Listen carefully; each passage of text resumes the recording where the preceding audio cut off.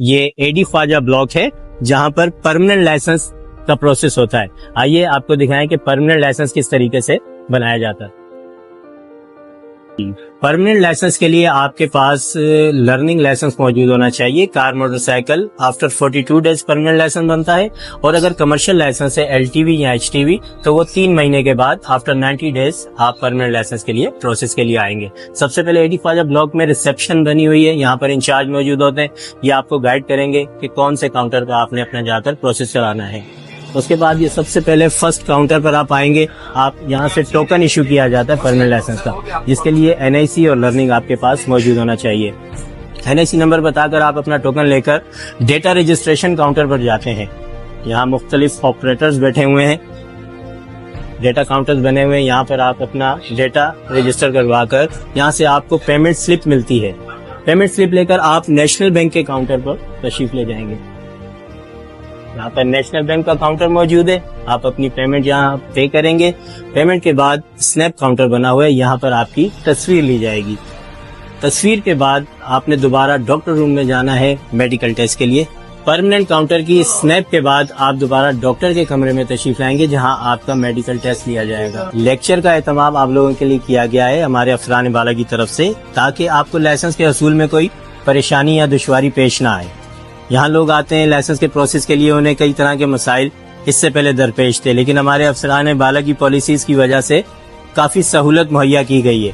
यहाँ ज्यादातर मसले मसाइल होते हैं लोगों को कंप्यूटर टेस्ट में, जिसमें हमारे अफसरान बाला की हिदायत के मुताबिक हम आपको खुद से एजुकेट करेंगे।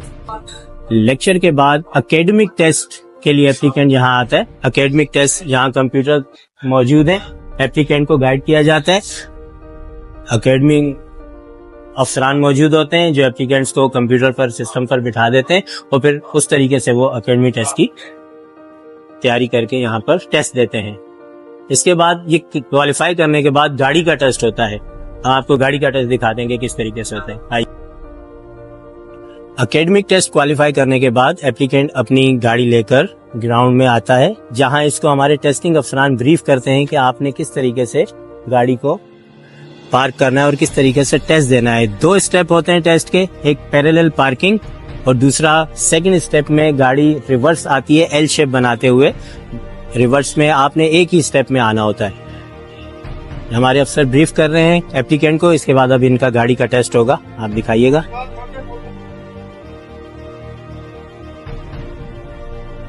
जैसा कि आपने देखा हमारे ऑफिसर ने फिजिकल टेस्ट के लिए एप्लीकेंट को ब्रीफ कर दिया। अब उनका टेस्ट स्टार्ट होगा। किस तरीके से वो टेस्ट देते हैं हम आपको दिखाएंगे अभी। जी दिखाइएगा। जी जैसा कि देखा इन्होंने अपना फर्स्ट स्टेप कंप्लीट कर लिया है। अब ये सेकंड स्टेप के लिए जाएंगे, गाड़ी को फॉरवर्ड लेंगे। ये इनका सेकंड स्टेप शुरू हो गया।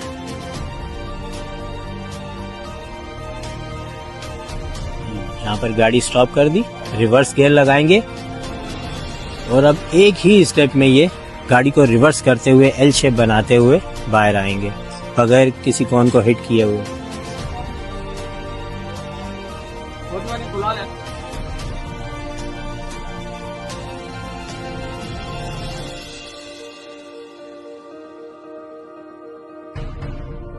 ये इनका स्टेप भी कंप्लीट हो गया और गाड़ी का टेस्ट इन्होंने क्वालिफाई कर लिया। जी ये आपको दिखा रहे हैं मोटरसाइकिल का टेस्ट किस तरीके से होता है। यहाँ पर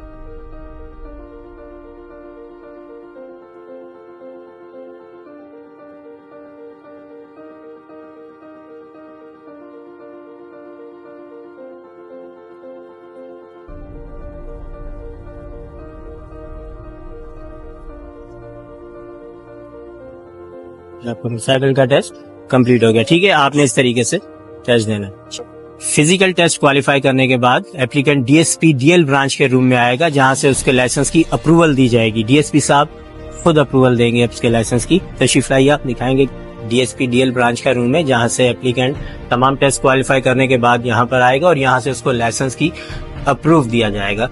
अस्सलाम वालेकुम, मैं DSP Syed Ahmed Ali Shah, driving licence branch Clifton. एक कैंडिडेट अपना तमाम ड्राइविंग लाइसेंस ब्रांच के इम्तिहानात क्लियर करने के बाद और अपना फिजिकल ड्राइविंग लाइसेंस देने के बाद आखिरी मरहले पे ड्राइविंग लाइसेंस ब्रांच के डीएसपी के पास आता है, जिसको approval DSP driving licence branch की तरफ से दी जाती है।